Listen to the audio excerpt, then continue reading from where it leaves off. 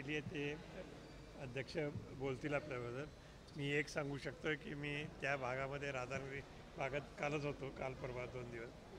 पण बघितलं सगळ्या रानांची स्थिती नेहमी जी मे महिन्यात बघतो ती काय होती ना, ह्या वर्षी काय आहे तर यावर्षी 100 वर्ष किमान पासून हा जो मोसम बदलून गेला आहे, तर त्याच्यामुळे फार नुकसान झालं आहे. सगळी स्थितीच शेतकऱ्यांची बिघडली आहे. अनेक गोष्टी त्यांना पुन्हा करायला आणि त्यांना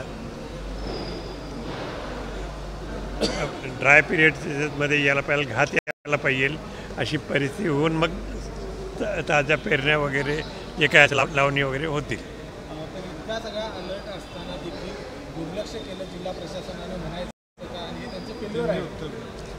आता एवढा पाऊस पडला तर त्यांना मी दोष कसं देणार? अलर्ट तर होताच ना हवामान. नाही, अलर्ट तर कायम राहायलाच पाहिजे. अलर्ट सगळ्यांनीच कायम राहायला पाहिजे.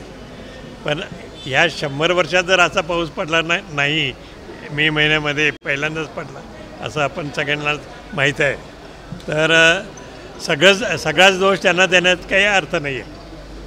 नुकसानीचे पंचनामे अजून झालेले नाही. नुकसानीचे पंचनामे आज घात आली आहे. आज सूर्य दिसायला लागला आहे. थोडा आता होतील असं वाटतं. लवकर करतो म्हणाले ते.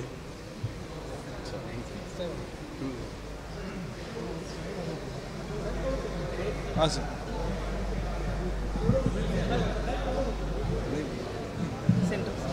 सर, जिल्ह्यासोबत राज्यामध्ये अवकाळी पावसाचा काय परिणाम आहे? नुकसान मोठ्या प्रमाणावर झालं आहे. कृषी मंत्री राज्याची कुठं दिसत नाही आहे. काय स्थिती एकूणच जिल्ह्यामध्ये राहते? मला वाटते राज्यामध्ये गेले 8 दिवस हा अलर्ट होता. हा अलर्ट असतानासुद्धा राज्यामध्ये कृषी सहाय्यकांचा संप चालू होता. मला वाटते कृषी डिपार्टमेंटनं पहिला हा संप दुर्लक्षित केला, आणि तो दुर्लक्षित केला नसता तर कदाचित या राज्यातले पंचनामे आत्ता 50% पूर्ण झाले असते. मुळात राज्य शासनानं ताबडतोबीनं कृषी सहाय्यकांच्या विषयासंदर्भातला निर्णय घेणं अभिप्रेत होतं. म्हणजे डोक्यावरून पाणी वाहून गेल्यावर त्यांच्या मागण्या मान्य करणं हे दुर्दैव आहे. म्हणजे याचा अर्थ शासनाची भूमिका शेतकऱ्यांच्या प्रति कशा पद्धतीची आहे हे त्यांच्या कृतीतून साधारणपणे दिसून येतं. आणि म्हणून आमची मागणी आहे की 50,000 रुपये हेक्टरी हे शेतकऱ्याला या ठिकाणी मिळावेत. भुईमुग असू दे, सूर्यफूल असू दे, मक्का असू दे, उन्हाळी पिकं सगळी गेलेली आहेत. अनेक ठिकाणी ढगफुटीमुळं जमिनी खचलेल्या आहेत, वाहून गेलेल्या आहेत. काही ठिकाणी कोल्हापूरमध्ये बर्गे काढताना जी उपाययोजना करणं पाटबंधारे विभागाकडून अपेक्षा आहे ती न झाल्यामुळं पन्हाळ्यासारख्या त्या ठिकाणी माजनाळ असू दे, वेतवडे असू दे, या गावांमध्ये बर्गे काढताना अनेक बाजूची जमीन वाहून गेलेली आहे. म्हणजे ज्या सिरियसली अलर्ट 10 दिवसापूर्वी होते, सिरियसली ज्या पद्धतीनं शासनानं याकडे बघणं गरजेचं होतं ते बघितलेलं नाही हे यामध्ये सिद्ध होते. आज शासन जागं झालेलं आहे. आजपासून पंचनामे करणार आहेत. आमची मागणी एवढीच आहे की महसूल खातं आणि कृषी खात्यानं पंचनामे 100% करावेत. आज पिकं हिरवी दिसली असली तरी 8 दिवसात ती पिकं राहणार नाहीत, कुजणार आहेत. आणि म्हणून 100% नुकसान झालेलं आहे. सरसकट पंचनामे करावेत. कोल्हापूर जिल्ह्यामध्ये असू दे किंवा महाराष्ट्रामध्ये असू दे, साधारणपणे सानुग्रह अनुदान हे ताबडतोब आपण देतो. घर पडलं की सानुग्रह अनुदान द्यावं अशी तरतूद आहे. आमची शासनाला मागणी आहे की यामध्ये एखादा मृत्यू झाला, एखादं जनावर मृत्यू झालं, एखादं पूर्ण घर पडलं तर मायनसमध्ये जाऊन त्याला अनुदान द्यावं असा शासनानं GR काढलेला आहे. परंतु 100% घर पडणाऱ्यांची संख्या या ठिकाणी कमी आहे. अंशतः घर पडणाऱ्यांची संख्या जास्त आहे. आणि म्हणून शासनाकडे आमची मागणी आहे की मायनसमध्ये अंशदाचा देखील या ठिकाणी विचार करावा आणि ताबडतोब, कारण की तो का आता तुमचे पैसे येईपर्यंत भिंत बांधायची थांबणार नाही. पूर्ण ज्याचं घर पडलं तो वेळ घेणार आहे बांधायला, तो अनुदान किंवा बाकीचं कर्जाची व्यवस्था करून तो बांधणार. परंतु ज्याची एक भिंत पडलेली आहे तो उद्या सकाळी बांधकाम चालू करणार आहे. आणि म्हणून त्याला सानुग्रह अनुदान हे ताबडतोब मायनसमध्ये जी तरतूद शासनाने केलेली आहे त्यामध्ये ते मिळावं अशी आमची साधारणपणे अपेक्षा या ठिकाणी असणार आहे. आणि मग त्या अनुषंगानं अनेक शहरातला रस्त्यांच्या पॅचवर्कचा विषय असेल, नाले साफसफाई कोल्हापूर शहरामध्ये झाले नसल्यामुळं झालेलं अडचणी या ठिकाणी असेल, या सगळ्याची विनंती आम्ही जिल्हाधिकाऱ्यांना त्या ठिकाणी केलेली आहे. हे सगळं राज्यभरामध्ये असं सगळं चित्र असताना राज्याचे प्रमुख अमित शहाच्या दौऱ्यामध्ये दिवस व्यस्त दिसते गांभीर्य आहे असं वाटतं का? नाही, कुठं शेतावर बांधावर गेलेले कृषी मंत्री आम्ही पाहिलेले नाहीत. मुख्यमंत्री कुठं जाऊन शेतकऱ्यांचं सांत्वन करताना आम्हाला कुठला एकही मंत्री आता आम्हाला दिसत नाही. आम्ही विरोधी पक्ष म्हणूनच आता शेतकऱ्यांची भूमिका मांडण्याचा प्रयत्न करतो. ते सत्तेचं वाटप कसं करायचं, महापालिकेला कुणाला किती सीटा मिळणार याच्या चर्चा चालू आहेत. शेतकऱ्याचं काय होईल याची चिंता त्यांना नाही आहे. एकूणच सगळ्या वातावरण दिसून येतं. अवकाळी पावसामध्ये जर अशी अवस्था असेल तर मान्सूनमध्ये काय परिस्थिती राज्यात? अवकाळी पावसामध्ये मेट्रो 3 ही मुंबईमधली फ्लड प्रूफ अशी मेट्रो आपण सगळ्या देशानं या ठिकाणी बघितली. मुंबई ही आमची आर्थिक राजधानी आहे. या देशाचं नाक आहे मुंबई. त्या मुंबईमध्ये सुद्धा आम्ही मेट्रो चांगल्या पद्धतीनं करू शकत नाही हे जगाला दाखवायचं काम महायुती सरकारनं केलेलं आहे. जगापुढं आमची जी काही इमेज आहे मुंबईची, की मुंबई शहरामध्ये देखील आम्ही व्यवस्थापन व्यवस्थित करू शकत नाही फ्लडचं, हे दाखवलेलं आहे. आणि पूर्णपणे सरकार ह्या सगळ्या गोष्टीकडे दुर्लक्ष केल्यामुळं हा सगळा फटका आता सामान्य जनतेला या ठिकाणी बसतो. उपाययोजना करण्याच्या ऐवजी आरोप प्रत्यारोप आहेत ते सुरू झालेले आहेत. विरोधकांच्या राजकारण करतात. नाही, मला वाटतं सत्ताधाऱ्यांचे आरोप बघितले तर आपल्याला लक्षात येईल. संजय राठोडांच्यावर आरोप कोण करते, धुळे सर्किट हाऊसवर पैसे सापडले, हे विषय महाराष्ट्राची जनता आता उघड्या डोळ्यानं बघते की काय या राज्यामध्ये नेमकं काय चाललंय, सत्ताधारी पक्ष कशात मशगूल आहे हे साधारणपणे लोकांना माहिती आहे. मग विरोधी पक्षाची आमची भूमिकाच आहे ना सरकारला जागं करणं.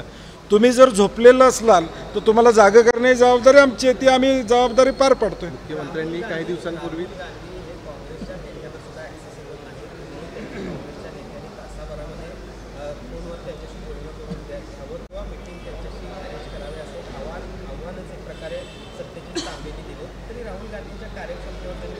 नाही, मला वाटतं सत्यजित तांबेंचे वक्तव्य अत्यंत चुकीचं आहे.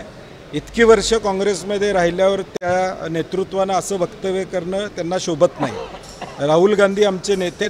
आम्ही ज्यावेळी वेळ मागतो, माझा तरी आता 20 वर्षाचा अनुभव आहे की आम्ही ज्यावेळी वेळ मागितली त्यावेळी त्यांनी कधीही नाकारलेलं नाही, हे आम्ही स्वतः अनुभवलेलं आहे. त्यामुळं आता त्याचा पुरावा पाहिजे आहे का, किंवा 1 तासात आम्हाला वेळ मिळते का? आता आम्ही जर उलट्या बाजूला बोलायला लागलो, कोणाची 1 तासात वेळ मिळते, कोण भेटते, त्या राजकीय चर्चेत मला जायचं नाही. परंतु सत्यजित तांबेंनी काँग्रेसमध्ये राहून हे वक्तव्य करायला नको पाहिजे होतं, अशी आमची अपेक्षा.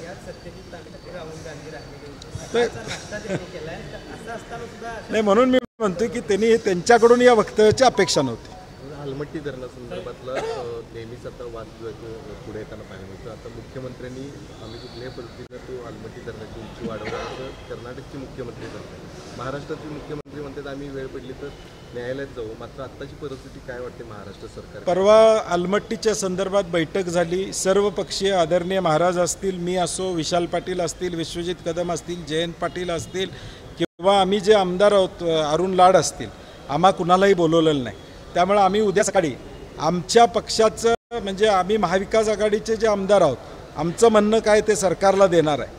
आज एक पत्र आलेलं आहे की पुढच्या या 4-5 दिवसामध्ये सर्वपक्षीय बैठक ही कोल्हापूरमध्ये ते घेण्याच्या सूचना तिने दिलेल्या आहेत. कारण की त्या दिवशी त्यांच्या लक्षात आलं की हा विषय राजकारणाचा नाही, सगळ्यांना घेऊन जाण्याचा आहे. आणि आम्ही चक्काजाम आंदोलन केलं. मी त्यावेळी भूमिका मांडली. चक्काजाम आंदोलन महाविकास आघाडी म्हणून करण्याची आमची ताकद होती, परंतु आम्ही सर्वपक्षीय का केलं? कारण की हा राष्ट्रीय प्रश्न होता. या राष्ट्रीय प्रश्नामध्ये महाराष्ट्रातल्या सगळ्या पक्षांची भूमिका एक आहे, हे चित्र देशासमोर गेलं पाहिजे. म्हणून सर्व पक्षीय त्याला आम्ही एकत्रितपणा दाखवला. परंतु दुर्दैवानं सरकारनं मात्र त्याला पक्षीय राजकारण करण्याचा प्रयत्न केला. कर्नाटक आपली भूमिका मांडत असेल तर आमच्या राज्यानं आमची भूमिका मांडली पाहिजे ठामपणे. आणि या विरोधात आमचं म्हणणं एवढंच आहे की वडनेरे कमिटीचा अहवाल नाकारला का सरकारनं, अशी आमची प्रामुख्यानं या ठिकाणी मागणी आहे. आणि म्हणून या अनुषंगानं आता या 4 दिवसात ते बैठक घेणार आहेत. आदरणीय महाराज असतील, आम्ही असू, त्या बैठकीला जाऊन आमची भूमिका मांडू. वर्ल्ड बँकेकडून जे पैसे मिळालेले आहेत 32 कोटी, तो प्रकल्प मराठवाड्यात जे पाणी वळवण्याचा पूर्ण झाला तर उंची वाढवली तरी काही फरक पडणार नाही असं मुख्यमंत्र्यांनी देखील कोल्हापुरात. वर्ल्ड बँकेतून जो प्रकल्प होणार आहे त्यातून 80 ते 100 TMC पाणी उचलणार आहेत असं ते म्हणतात. आता टेक्निकल वायबिलिटी कुणी बघितली आहे? ताकारी टेंबू योजनेचं आज मोटरींचं बिल किती येतं आहे हे जरा सांगलीमध्ये इरिगेशन खात्याला विचारलं तर लक्षात येईल की काय परिस्थिती ताकारी टेंबू ताकारी योजनेची. आणि म्हणून इथून उचलून पाणी तुम्ही नेणार हे आम्हाला काय पटण्यासारखं नाही. वर्ल्ड बँकेचे जे पैसे या लागलेत त्याचा DPRचं प्रेझेंटेशन इथंच कलेक्टर ऑफिसला त्यांनी त्या ठिकाणी दिलेलं आहे. जे पाणी आम्ही म्हटलं की नरसिंहवाडीच्या इथं कृष्णा नदी जी येते आणि पंचगंगा येते ते समोरासमोर येते, ते तुम्ही कॉर्नर काढणार आहे का जेणेकरून पंचगंगा त्यात कृष्णेमध्ये मिक्स होतं? ते म्हणले त्या टप्पा त्यात नाही आहे, ते दुसऱ्या टप्प्यात येणार. मग हे येणारे पैसे कशासाठी आहेत ते आम्ही त्यांना त्यावेळी सांगितलं की तुम्ही तो वर्ल्ड बँकेचा प्रोजेक्टचा DPR हा कोल्हापूर, सांगली, इचलकरंजी या सगळ्यांना विस्तारानं दाखवा. त्यांनी काही प्राथमिक गोष्टी इथं दाखवल्या, त्यातून स्पष्टता येत नाही. मला वाटते तो प्रोजेक्ट हे पूर थांबवण्यासाठी उपयुक्त आहे असं माझं मत नाही. मला वाटते त्यांना एवढं महत्त्व द्यायची गरज नाही, कारण की त्यांच्या वरिष्ठ नेत्या सुषमाताईंनी त्याच्यावर वक्तव्य केलेलं आहे. धन्यवाद. CBSE संदर्भात तुम्ही गोष्ट केली की CBSE अभ्यासक्रमात शिवाजी महाराजांचा इतिहास छत्रपती शिवाजी महाराज हे आपली अस्मिता आहे. आता एका बाजूला केंद्र शासन हिंदी भाषा सक्तीचं करण्याचं धोरण मध्ये राबवत होतं, परत 2 पावलं मागं गेलं आणि हिंदी सक्ती करणार नाही म्हणून सांगितलं. उद्देश त्यांचा काय होता हे आपल्याला लक्षात येतं. राष्ट्रीय धोरणामध्ये छत्रपती शिवाजी महाराजांचं महत्त्व हे त्या CBSE अभ्यासक्रमामधून कमी करणं हे दुर्दैवी आहे. आणि मला वाटते राज्य शासनानं ती भूमिका घेतली पाहिजे की छत्रपती शिवाजी महाराजांचा इतिहास हा नव्या पिढीला CBSEच्या माध्यमातून जास्तीत जास्त प्रमाणात सांगण्याचा प्रयत्न करावा, अशी आमची सगळ्यांची अपेक्षा असतात. ते मला वाटते आता 6 जूनचा 16 सातत्यानं होतोय. मला वाटते संभाजीराजेंची मुलाखत आपण घ्यावी, कारण की ते यामध्ये पुढाकार घेऊन हा 16 या ठिकाणी करतायत. आम्ही इथं कोल्हापूरमध्ये पॅलेस इथंही आम्ही त्या पद्धतीनं करतोय. आणि मला वाटतं छत्रपती शिवाजी महाराजांच्याबद्दल आम्हा सगळ्या मंडळींना असता, आणि म्हणून तारखेच्या वादात न पडता त्यांचा विचार कसा सर्वसामान्य लोकांना बरोबर घेऊन जाणार होता तो विचार पोचवणं आमचं कर्तव्य असणार. त्यांचा अजेंडा काहीतरी वेगळा असेल याच्या मागचा, असं मला वाटतं. झालं ते बोललो की